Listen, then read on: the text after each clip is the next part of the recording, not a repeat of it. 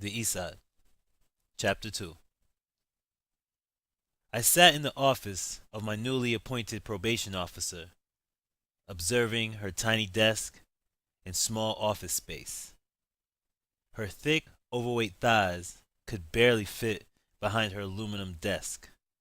She stared at me, with the prescription lenses in her glasses, then looked at my file, then back to me. I sat there, leaned back in my seat with my arms crossed, frustrated by my current predicament. I was annoyed by her constant hard gum chewing on her flavorless gum, which had obviously been in her mouth for hours. Her large lips kept smacking, like she never chewed gum before. My frustrations made the time seem like I was in her office for hours, but in reality, it was probably just a few minutes. "Do you know why you're here?" she asked, breaking the silence with a vigorous attitude. I just looked at her as if she asked me an ignorant question, which she had. "If you don't know, let me tell you," she continued, as my eyes started to roll. "Possession of marijuana over 20 grams. You should be sitting in jail right now. You and your friends are very lucky if your friend's uncle wasn't a lawyer. You would be looking at serious time." Her attempts to scare me were ineffective, as I just sat there in my original stance and yawned in boredom. "Oh, you have a real attitude problem," she roared, as her enormous breasts sagged against her cheap aluminum desk. My status remained the same, silent and stern. She calmed herself down by taking a deep breath and letting the air out through her mouth. "Listen, Jahvon," she said, while pausing for a moment. I knew your mother. I now stared at her with full attention, but I was confused by her statement. "Jahvon Smith, son of Gloria David Smith? I knew your mother. She and I went to high school together. She was a good friend of mine. We lost touch after high school. She started her baked goods store, and I went to work for the state. She was a beautiful and kind woman. If she was still alive, I think she would be very disappointed in you, and—" "You're lying," I interrupted. "You never knew my moms." She gave me a long look before reaching into her drawer to pull out a large brown covered book, which read East Ridge High. She slowly maneuvered through the pages and stopped at one which had a picture of a younger, slimmer version of the woman sitting in front of me, and a beautiful long-haired woman with the same skin color as my little sister. The smile on the woman was radiant and so familiar. I examined the picture from top to bottom and gazed at the pretty woman in the photo. I picked up the book slowly and I put it close to my face. I started to realize that it really was my mother, and the sadness of her death started to overwhelm me. I let the book drop from my hands and back onto the old dented desk. I slowly took a deep breath and rose from the wooden stool. "May I leave now?" I questioned the middle-aged woman. I looked down on her as she leaned back in her brown leather chair. She shook her head in disappointment and reached for a file on the left side of her desk. "Judge says no convictions because it's your first offense. Just have to finish 50 hours of community service. Signed here and here." I remained silent while I placed my signature on the white piece of paper. "You will be doing your hours at West Island High School on Fifth Avenue and—" "West Island!" I interrupted loudly, not noticing that the other people in the room became startled by my outburst. "No, no, no, no. I can't go to West Island High. That's on the west side of Cardinal." "Well, thank you for the geography lesson," the woman snarled back at me with an attitude. I can't go to West Island High, I repeated quickly. Oh, yes, you can. Oh, no, I can't. The woman stared at me, dumbfounded by my defiance. She sucked her teeth and uttered, Boy, I ain't got no time to be fooling with you. Listen, Brenda, I said, reading her name on the badge around her neck. That's Mrs. Jackson. Ugh, Mrs. Jackson, I said, irritated. You haven't heard the news, the stories? A beast can't be caught dead out there. A who? She exclaimed and sucked her teeth again. I don't care if pink flamingos can't be caught dead out there. The judge said West Island, and guess what? You're going to West Island. What the hell do pink flamingos have to do with anything? Listen, why not East Ridge or Canal High? Boy, you dumb! She exclaimed again, more irritated than before. Sign here.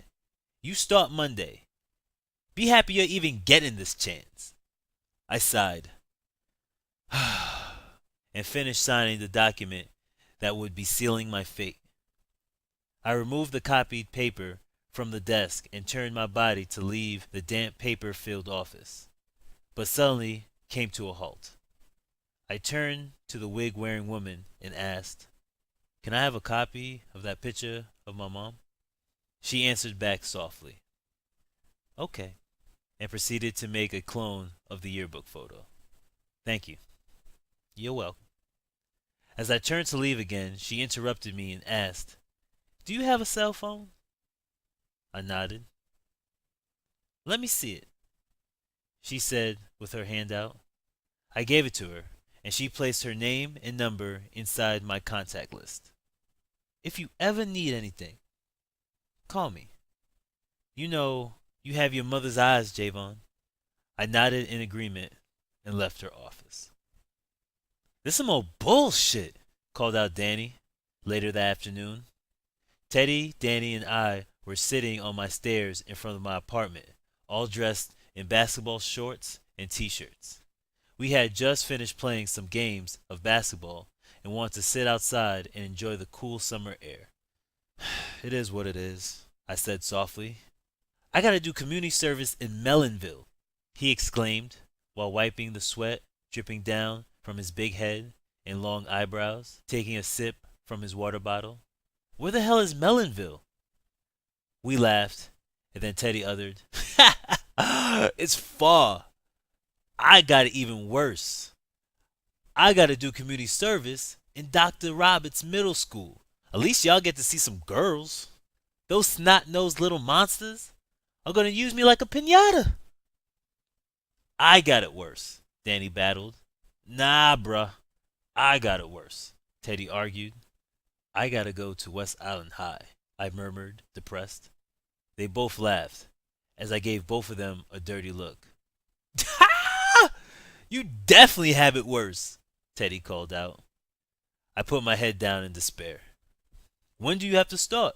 Teddy asked, as soon as he managed to stop laughing. Monday, I answered. Whoa. Can I have your gaming system and games when you die? He said humorously. I just stared at him with an evil eye. Is everything a joke to you? Teddy said reassuringly. Come on. Don't be all sensitive. It's cool. Just go to West High and... West Island High, Danny interrupted. Whatever, Teddy exclaimed. Just go to your destination and come right back. No detours. Don't even stop for gas in that bitch. I can do that, I said, nodding my head in agreement. Hey, so enough of all this depressing shit. I got good news, Teddy yelled out. I won 6 free tickets to the Reggae Dance Hall Fest at East University this morning on the radio, bitches. Danny jumped up on his seat and looked at Teddy with excitement. I even had a look of shock over my headband-wearing face. Reggae Dancehall Fest was a giant party in an open football field. The best reggae and hip-hop DJs came out to play music while musicians performed, and a giant fireworks show during and afterwards. I had always wanted to go, but never really had the money. I'm there, Danny declared. Yeah, me too, I agreed. Should I tell Freddie? Danny asked. Hell no! Don't tell that fool nothing. He's the one that told us about that cop surprise party. Screw him, Teddy said, upset. Which rarely happened. Okay, okay, Danny replied. When is it? Next month on a Friday night. And I'm going to show you boys a thing or two. Teddy started moving, pretending he was dancing with a female partner, grooving back and forth. He was a goofball and always playing around, but for a big guy, he could actually dance pretty good. We sat there, laughing at his antics, until he stopped and looked directly at me and said, Oh, Jay, before I forget, I had seen Shantae at the store today with her loudmouth sisters. Well, tell her I didn't ask about her, I snapped back. Whoa, he said defensively. Don't kill the messenger, big dog. I shook my head left and right. So, what happened with you two? Danny asked. Nothing, I replied. Teddy laughed out loud. Man, just tell him. I stayed silent. Come on, it's not that bad, Teddy complained as I stayed quiet. Okay, he and Shantae been dating since what, 8th grade or something? And she broke up with him 2 months ago for Aaron Tompkins. The ball player that got drafted to East University, Aaron Tompkins? Danny questioned. The ball player that got drafted to East University, Aaron Tompkins, Teddy responded. I looked at Teddy. I was shocked at how he was releasing my information to Danny and said, It was a mutual breakup. Teddy started to laugh again. Yeah, okay, he said sarcastically. She went after that NBA money, Danny said, trying to make sense out of the situation. She's whatever, I murmured. She had the biggest butt in all of East Ridge High, though. I swear to you, Danny, tell me I'm lying, exclaimed Teddy, slapping Danny's hand. She sure did, Danny agreed, laughing as well. Every afternoon, at lunchtime, she would walk in front of me in line, and I would be like, Damn! Teddy said loudly. I used to wonder if Jay could even handle all that. Teddy, I yelled out, stop stalking my exes. Tell her ass stop being so fat, Teddy quickly responded with a smile on his face. Listen, I don't want to talk about her. It is what it is. She said we were growing apart. Next thing I know, she's humping the star varsity center of our school. So we broke up. Mutual, I said, aggravated. See? Because you wasn't hitting it right, Teddy snapped back at me, amused by his own jokes, laughing as I sat there, stone-faced. Wait, aren't you a virgin? I asked Teddy. Nah, bruh. You know I had sex with Brittany, he responded. Everyone had sex with Brittany, I snapped back. No, honestly, I think everyone really did have sex with Brittany, Teddy replied, as all of us laughed at his humorous comments. I just wanted to see what all the fuss was about. Even the mailman parked his car a little too long in front of her house every day. I swear, she lives right near me. It was like she kept cheeseburgers in her pussy. Everyone was dining in. We were laughing so hard that the neighbors started to look outside their windows. Teddy was always making stupid comments. That was just how he was. A funny guy. You're too much, Ted. Listen, I'm gonna go take a shower and get some grub, I said, standing to my feet, wiping dust off my shorts and giving them a handshake. All right, see you later, man, called out Teddy while Danny waved goodbye. Monday morning, I thought, as I was awakened by the fresh smell of the carefully cooked banana nut pancakes from the kitchen.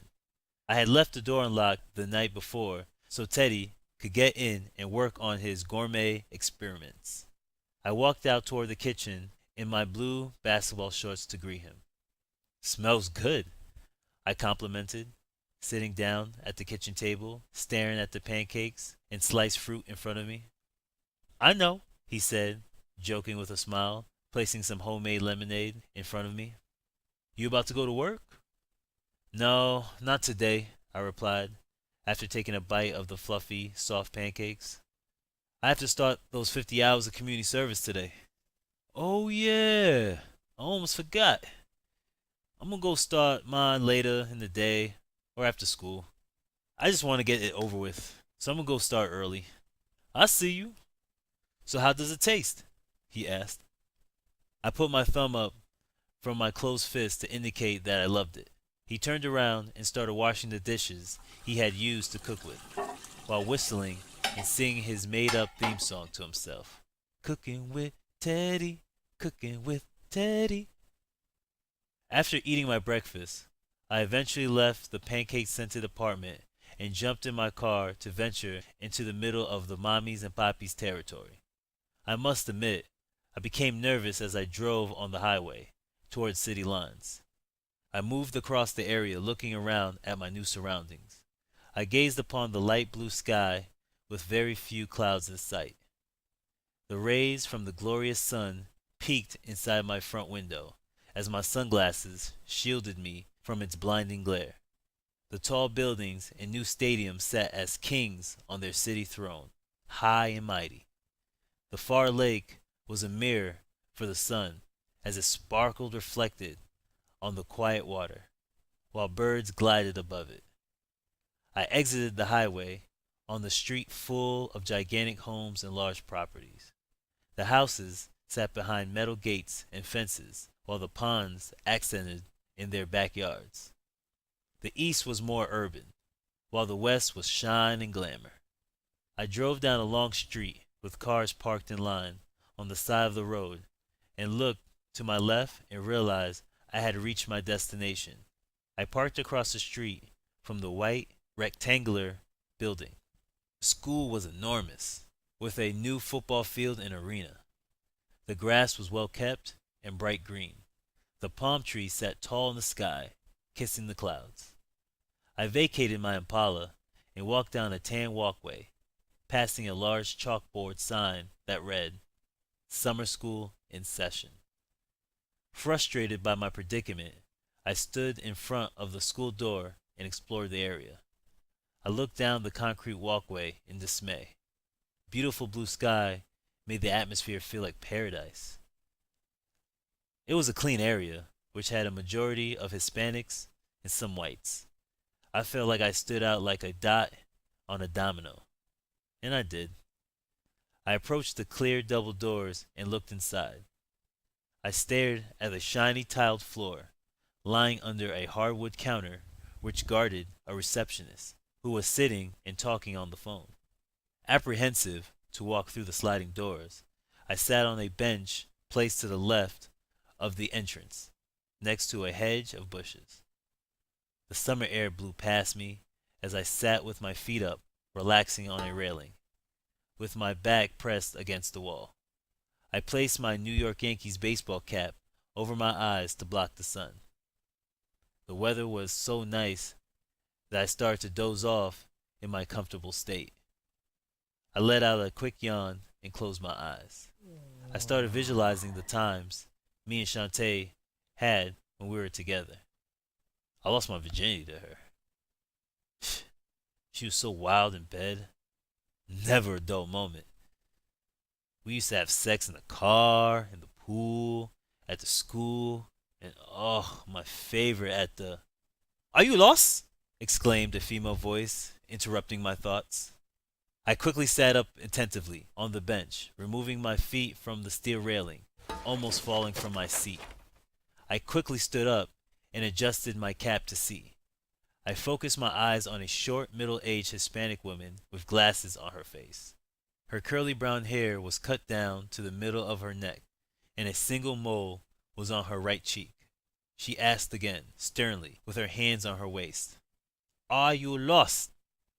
I cleared my throat to answer back nervously. No, ma'am. I'm here for the community service. Oh, she said, sarcastically annoyed. I didn't know that our community service program that we use for grants and to help the community rehabilitate young delinquents like yourself. And oops, I almost forgot. It's even a great place to catch up on some sleep. We are working miracles every day. Oh, I wasn't sleeping, ma'am. I was. Zip it! She quickly interrupted me with her strong Spanish mix with New York accent. I just stood there quietly, feeling small drips of sweat stream down my cheek. Avanza! Go inside and tell the receptionist what you are here for. She tell you exactly what to do. Just tell her Miss Vega sent you. Yes, okay, thank you, miss. And if I ever see you sleeping while you should be working again, I'll make sure I cancel your community service, which will violate your probation, and the police won't even have to pick you up. I will drive you to the jail myself. Are we clear? Yeah, yes, ma'am, I stuttered. Get out of my sight, she ordered. I jogged quickly into the air conditioning building to get away from the irate woman. I looked up and noticed the young, attractive receptionist. She looked like she was around 23, with oiled black wavy hair, which she was brushing away from her pretty face with a finger.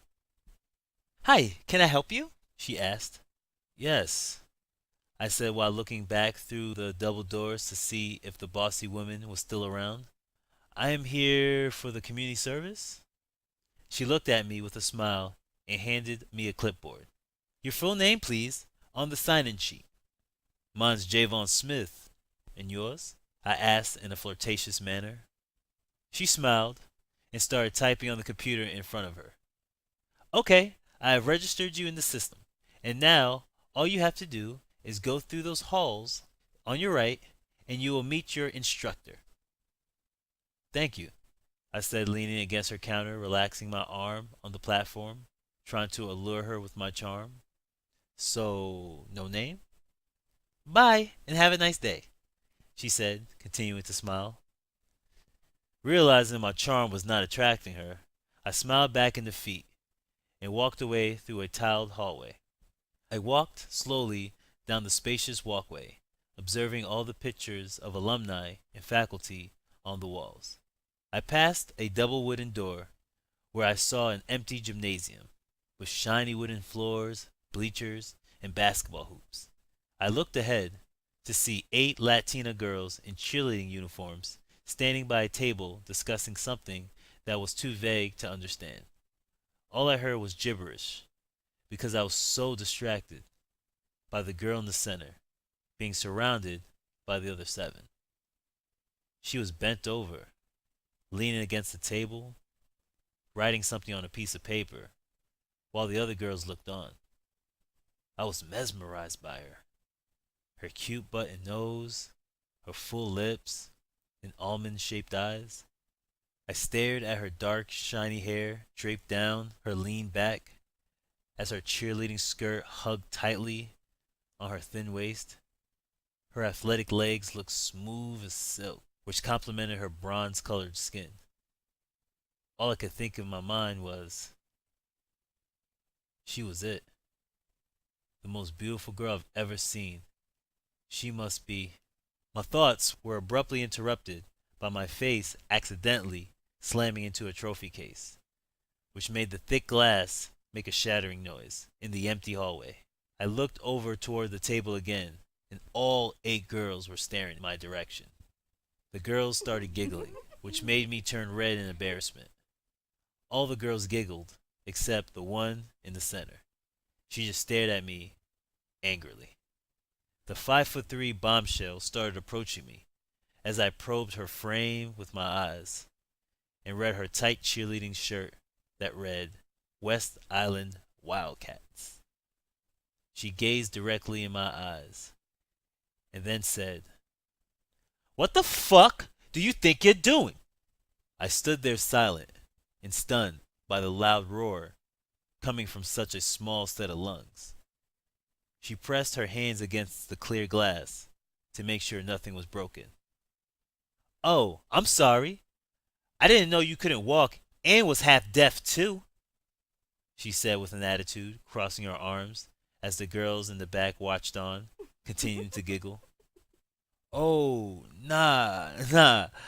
I was just, I stuttered. Who are you, and why are you breaking our stuff? She interrupted. My name is. I don't care, she interrupted me again. Why are you trying to break my trophy case? Your trophy case? Yes, my trophy case.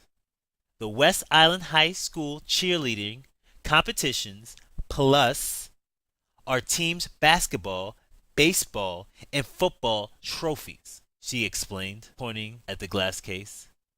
So, what you're saying is your school's not that good? I said sarcastically, trying to make a joke. She stared at me, not amused, with a straight face, and dimmed her eyes and asked, annoyed, are you trying to be funny? Listen, I'm here for community service, and the receptionist told me to come down the hall to meet my instructor, I explained, trying to calm her down. You're looking at her, she snapped quickly. I am the instructor. Oh, jeez, I muttered to myself. I didn't know whether to be excited or depressed. She was beautiful, but her fiery attitude made her seem like Satan's spawn. The evil stare she gave me reminded me of the girl I heard about in the news that killed her husband in his sleep. I run the community service program, she explained. Whoever is in my program, I expect to shut up and do whatever the hell I say. I stood there in silence while looking at the girl, wondering if she was really serious. I was annoyed by her voice already, after only 5 minutes of hearing it. I was fatigued by her attitude and irritated that she kept wagging her finger in my face to make sure I was following her directions. She grabbed the items leaning against the side of the wall, then handed me a broom, mop, and a bucket of soap and water. She pointed her finger toward the gymnasium doors.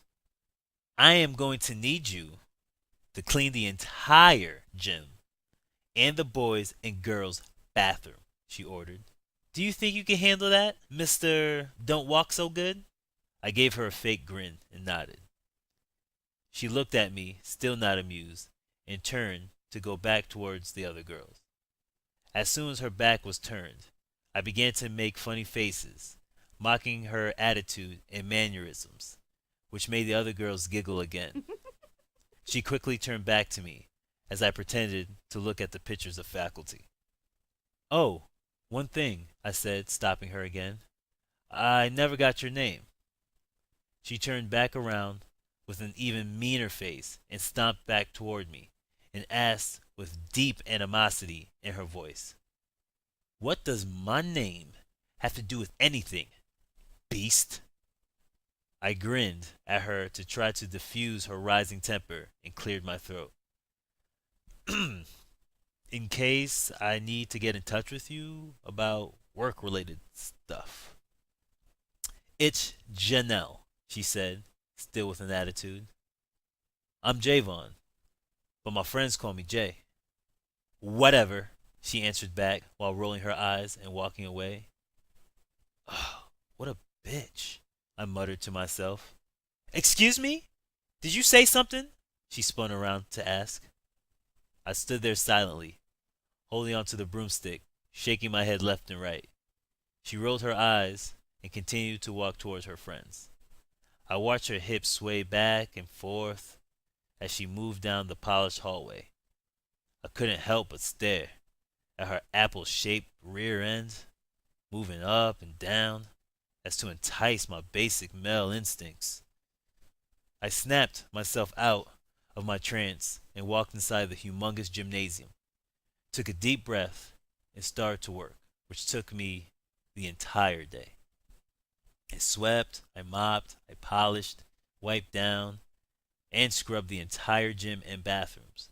Before I noticed, It was already dark outside. I signed out on the clipboard and strolled outside into the cool night air. I walked down the concrete hallway that was visible by the bright streetlights to see the same bitter woman from this morning, standing by the sidewalk smoking a cigarette. I walked up next to her and said, "Hello, Mrs. Vega." "Hello, young man," she answered. "I'm surprised you're still here. It's late." "Well, that principal doesn't get to leave until everyone's out of the building, and unfortunately, I'm her." "Oh, I hope I wasn't holding you up. If I knew, I would have finished quicker," I suggested. "Oh, don't worry about it. I actually admire your work ethic. I was checking up on you. I see you actually did 10 hours, no break. That's admirable," she said, taking a puff of her cigarette. "Thank you," I said, grinning from the compliment. "I apologize for being such a bitch this morning.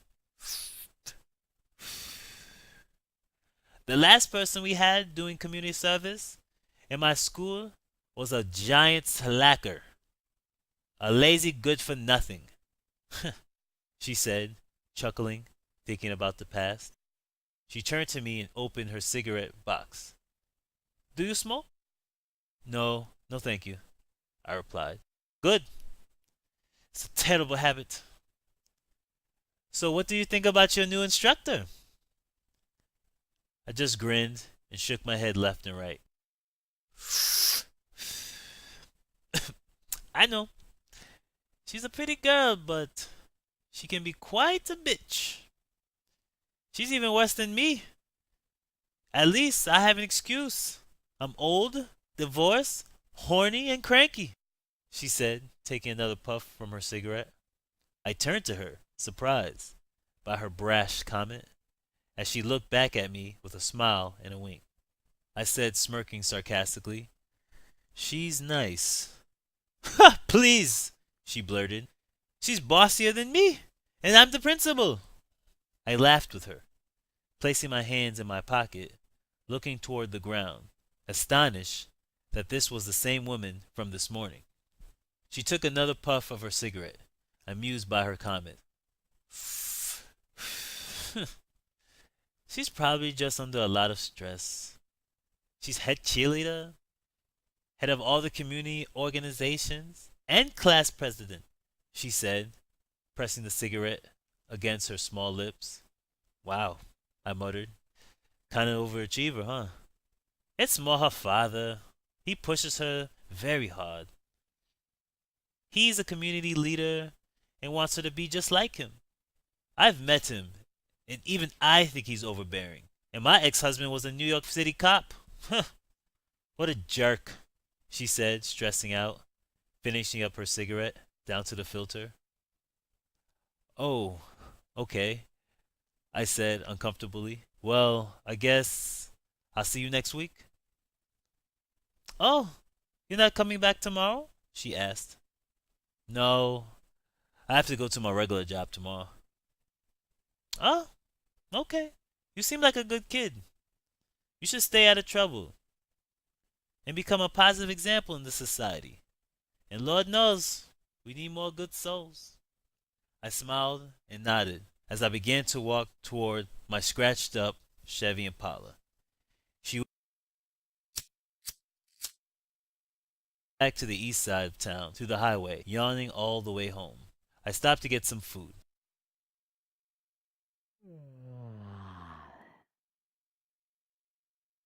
Stomach. China Buffet was my favorite restaurant. I ordered the white rice with beef and broccoli, number 7 on the menu. I sat on the suede sofa, sitting by the door in the restaurant, while I waited for my meal. I laid back against the edge of my seat, fatigued from my long day, and rested my eyelids. Suddenly, a pair of hands pressed against my face to cover. Guess who? I opened my eyes quickly, surprised by the 5'5" chocolate colored female with pretty slanted eyes and full luscious lips standing in front of me. She stared back at me with her thick eyelashes, smiled, and chewing pink bubblegum. She embraced me with a long hug, wrapping her perfume-scented arms around my shoulders. I sat back in my seat, still shocked at the lovely girl's presence, matching her bracelet, sneakers, and hair clip. Shantae? I whispered to myself as she stood in front of me. I noticed a dangling gold crucifix around her C-cup breast, which quickly gripped my attention. My eyes guided down to her tight jean shorts, hugging her thick cross-country trained legs. Damn it, I said, irritated. Can this